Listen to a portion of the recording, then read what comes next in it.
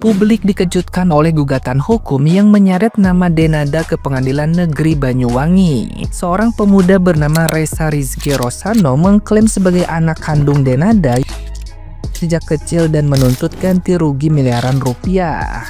Melalui kuasa hukumnya, Reza menyebut dirinya dibawa dari Jakarta ke Banyuwangi puluhan tahun lalu diserahkan kepada keluarga Denada. Karena keluarga tersebut sibuk, pengasuh beralih kepada kerabat lain hingga ia tumbuh tanpa peran langsung seorang ibu.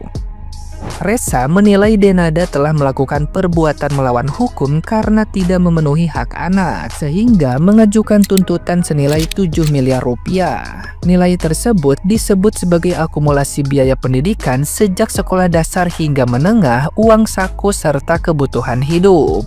Pihak penggugat mengaku menyiapkan saksi dari keluarga besar dan bukti yang akan dibuka di persidangan. Sementara itu, kuasa hukum Denada menyatakan siap menghadapi gugatan dan menunggu proses hukum berjalan.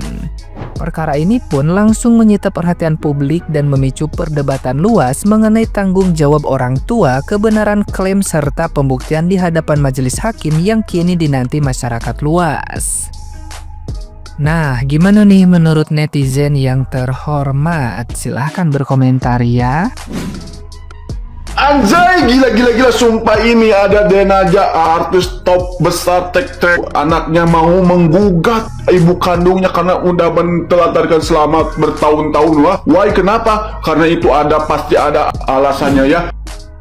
Kalau misalnya anak yang mengaku ditelantarkan oleh Denada, faktanya dirawat oleh paman dan bibinya Denada sampai besar, bahkan sekarang sudah dewasa dan baik-baik saja, apakah masih bisa disebut anak terlantar? Pertama, kita bedakan dulu satu hal penting, yaitu merasa ditinggalkan dan ditelantarkan.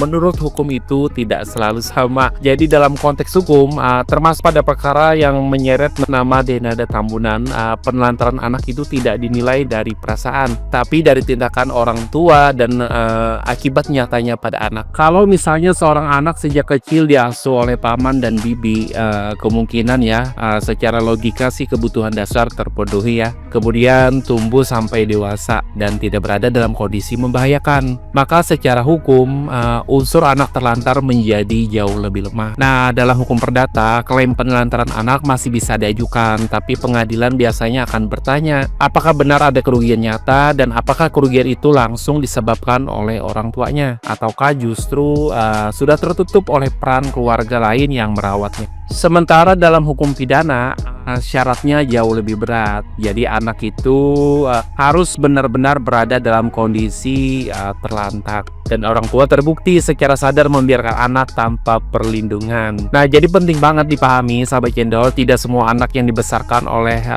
keluarga lain itu otomatis disebut ditelantarkan secara hukum. Jadi perasaan bisa valid secara pribadi, tapi di pengadilan yang dinilai adalah unsur bukti dan sebab akibat, bukan siapa yang paling sedih ceritanya. Itulah sebabnya dalam kasus seperti kasus Denada ini ya, kita juga perlu hati-hati menilai sebelum memberikan label, karena hukum itu bekerja dengan fakta bukan asumsi. Guys, sangat ramai sekali di sosial media membahas terkait mengenai kasus Denada Tambunan guys. Di balik gemerlap dunia hiburan di tanah air guys, ada cerita yang jauh dari sorotan kamera, yaitu Reza Rizky Rosano, pemuda berusia 24 tahun asal Banyuwangi. Kini harus menjalani kehidupan yang jauh dari suatu bentuk kemewahan guys, sembari membawa luka lama yang saat ini dibawa dalam kehidupannya, dan tentunya tersembunyi selama ini. Saat ini sangat ramai sekali adanya pengakuan dari Reza yang merupakan anak dari Denada Tambunan. Namun selama puluhan tahun identitasnya disamarkan guys. Ia dianggap sebagai adik, bukan anak. Hingga kini ia memutuskan untuk menempuh jalur hukum untuk menuntut adanya pertanggungjawaban guys dari Denada Tambunan, yaitu menuntut pengakuan dan juga ganti rugi penelantaran selama ini guys. Di sisi lain, kehidupan dari Reza sangat berbeda jauh dengan Denada guys,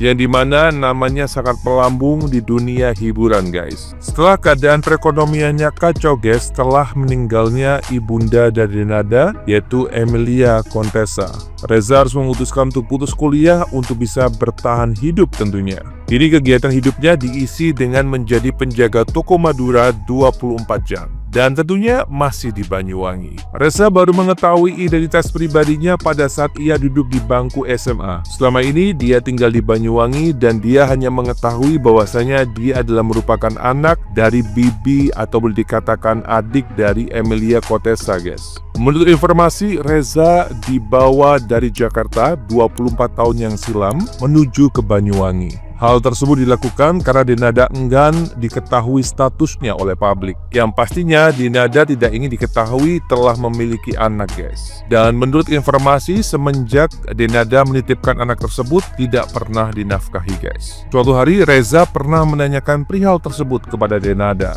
Namun jawabannya tetap sama, ia diaku sebagai adik bukan sebagai anak. Nah, menurut kalian bagaimana, guys, mengenai berita yang beredar di publik saat ini? Tulis pendapat kalian di kolom komentar.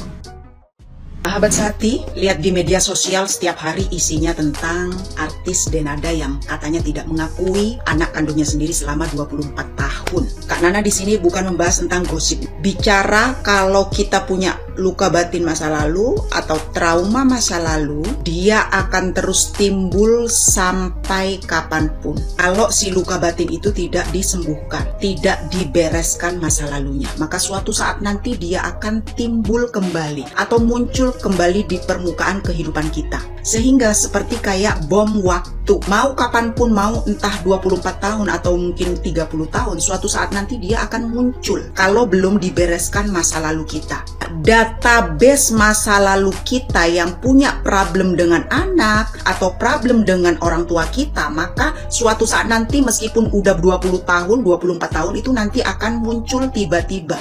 Timbulnya di mana? Saat kita memiliki anak, mungkin kita mengalami sakit keras atau mungkin anak kita mengalami problem yang berat. Database masa lalu kita itu adalah di anak. Nanti timbulnya di anak juga.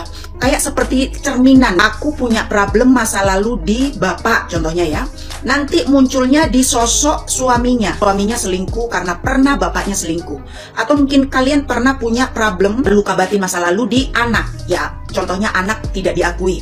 Anak diperlakukan tidak adil oleh orang tuanya. Suatu saat nanti yang timbul problemnya itu sama, tapi dengan pola yang berbeda. Kasusnya sama, di anak juga. Nah, yang terjadi apa? Anak kalian yang akan mengalami seperti itu. Kenapa ya anak saya mengalami seperti ini? Oh iya, ternyata saya memiliki problem trauma atau luka batin dulu di orang tua. Mungkin di orang tua yang kurang memperhatikan kita. Nanti problemnya di anak. Seperti juga suami atau bapak kandungnya, nanti problemnya di suami. Makanya heran, kenapa ya? Kok aku problemnya di anak? Kok aku problemnya di suami? Seperti kayak karma gitu, Kak ya. Sehingga sampai kapanpun dia itu kayak nagih atau menuntut ingin segera dibereskan, ingin segera disembuhkan. Nah, sama mungkin dari kasus Mbak Denada ini. Kalau dia tidak diselesaikan masa lalunya, sampai kapanpun itu nanti akan datang meminta pertanggungjawaban. Disinilah seperti kayak bom waktu. Dia harus menyelesaikan. Cara menyelesaikannya gimana, Kak? Kalau kalian udah punya problem masa lalu atau punya trauma masa lalu, satu, kita program releasing aja. Akuin aja. Kalau yang kalian punya problem dengan orang tuanya, dengan anaknya,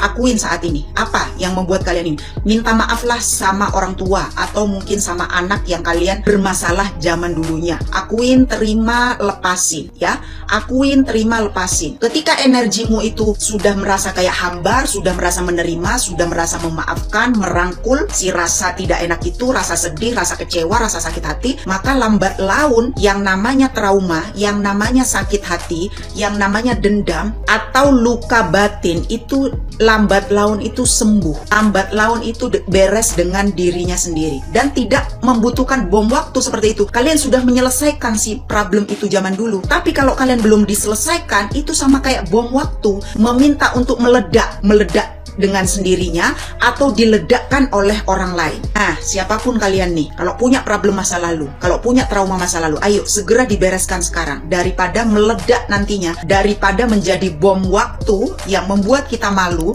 yang membuat kita sakit hati ke depannya. Maka selesaikanlah dari sekarang. Siapapun itu yang punya masa lalu yang buruk. Semoga Mbak Denada ini ke depannya nanti bisa menerima, mungkin kalau itu memang benar anaknya, terima, rangkul, aku mengakui, lepasin. Mungkin kita memang berat untuk melupakan, lepaskan masa lalu yang sangat pahit. Tapi ketika kita bisa merangkul, menerima, lepasin, itu bawaannya enteng ke depannya. Ke kehidupan kita juga enteng.